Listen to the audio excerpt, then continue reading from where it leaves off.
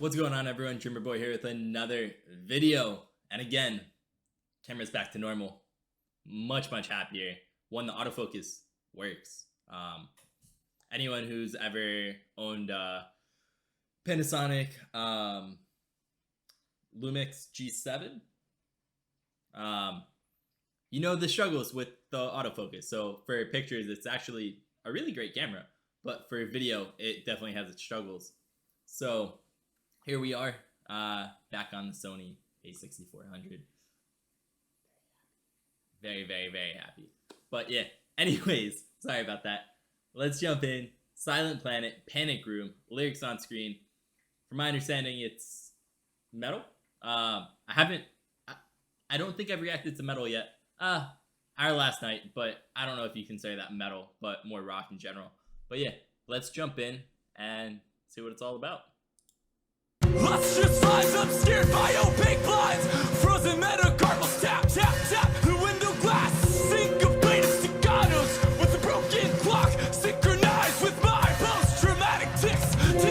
Talking to the space in the room that echoes back indiscernibly to my disconnected self itself consuming. What's ensuing is my undoing. The nightly casualty of war.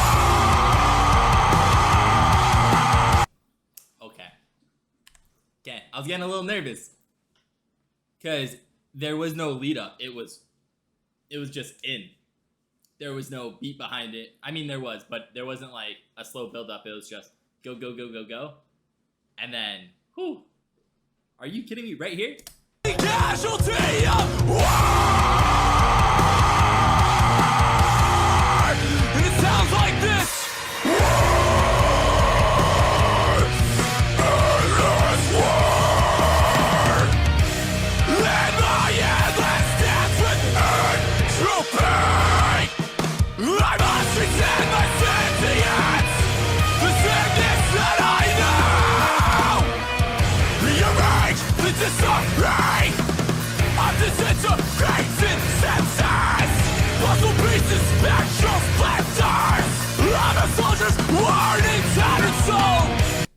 I'm sorry, I usually give more feedback, but honestly, like, I'm actually really curious to know like lyrics going forward and like the story behind it. That's something that I think a lot of people don't appreciate in music, is the story that it tells. Whether you like that artist or not, right? There's always a story to be told. And every artist should be respected for that reason, right? But yeah, I mean, not gonna lie, this war part, all I'm thinking is, what if I were at the gym and I'm about to try to lift something very heavy? That's what I want to hear in my head.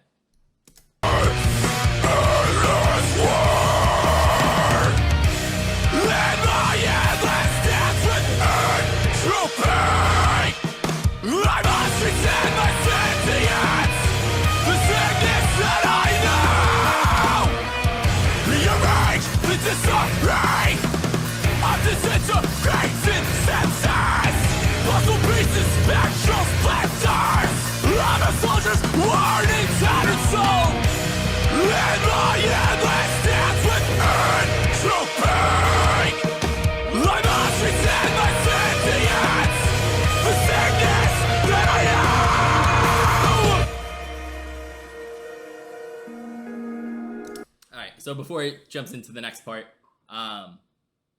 yeah, honestly, like, this song is pretty sick. It talks about struggles, and honestly, like, the struggles that we all go through, and to a certain extent, right? I mean, like, this is more specific, but in general, this is talking about issues that I think a lot of people can relate to, which is like the war within ourselves, right? So that's what I'm gonna take from this so far. But yeah, so far, like, so good. In Panic Room, so in my head, war against yourself, so panic attacks and anxiety. And I think something that people don't really understand is when it hits you, it hits you. There's not much you can really do other than you try to get out of it yourself. There's not really much that other people can do for you in that situation. It's your own battle that you're trying to get through. Now, there are obviously like ways to calm yourself down, and take yourself out of the panic and stuff like that. But it's stuff that you learn along the way and stuff that you do, not what someone else does for you. They can comfort you, they can be there, but that doesn't always mean that it's gonna be better, at least in the moment. So yeah, but anyways, let's keep on going.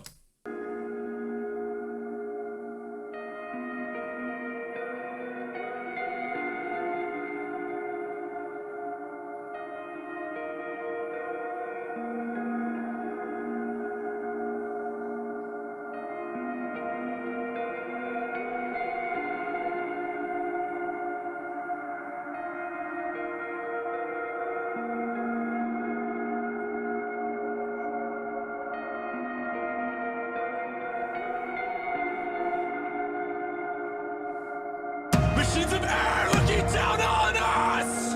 The beast of dust as we grapple, heel and hands. Blood and sand, blood red all. The chaff of the harvest converted to currencies of wealthy means. Stepping stones cut from our perforated bones. Riches are raped beside our bodies, sown just to be thrown back again and forgotten if we stumble and laid inside a homeless nest, stuck with anger, dirty needles, shipped to an early steeple where boxes close, descend with grace as you defend yourself, both charitable and chaste. Praise me for my valor, lay me on a crimson tower, justify my endless terror as my finest hour. That's so sick. I don't know how they really come up with it, right? Like, I'm not a musician or a writer, but when you can go from speaking words to then slowly building it up into a into a flow, and it just builds up and builds up and builds up, and then you're able to do it in a way that just feels extremely natural. It's very underrated, but yeah. And forgotten if we stumble and laid inside a homeless nest, stuck with anger, dirty needles, shipped to an early steeple where boxes close, descend with grace as you defend yourself, both charitable and chaste. Praise me for my valor, lay me on a crimson tower, justify my endless terror as my finest hour. Treat me as a token to deceive the child whom we fatten for the scapegoat slaughter.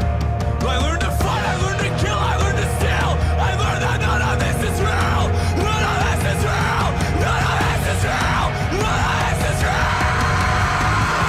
But there's a war inside my head.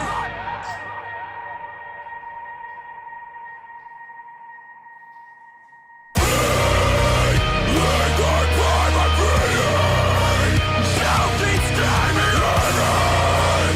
Time drags me back to the desert.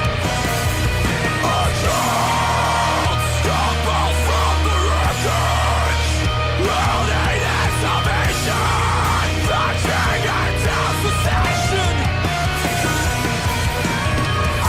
I took the life that takes mine. Every quiet moment we collapse. Ooh, every quiet moment we collapse. I think we can all speak to this in the pandemic times. Sometimes that quiet moment is the scariest moment. Sometimes it's scary to be left with your own mind and your own demise, or sometimes it is your own demise. Unfortunately, it's a lot of times where maybe you're not having the greatest day and you're just sitting there and you're not really talking to anyone and it's just silence. And some really bad thoughts just like pop in your head and stuff like that. But yeah. Forsaken us, all the darkness comes alive. Take my hand, drag me to the void.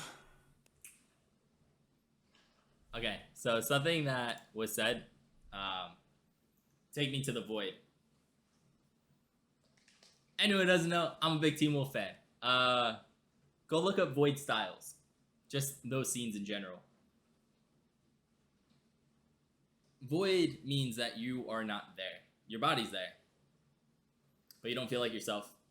You don't feel like you have any emotion. And it feels like there's nothing you can do to climb yourself out. You're in a void.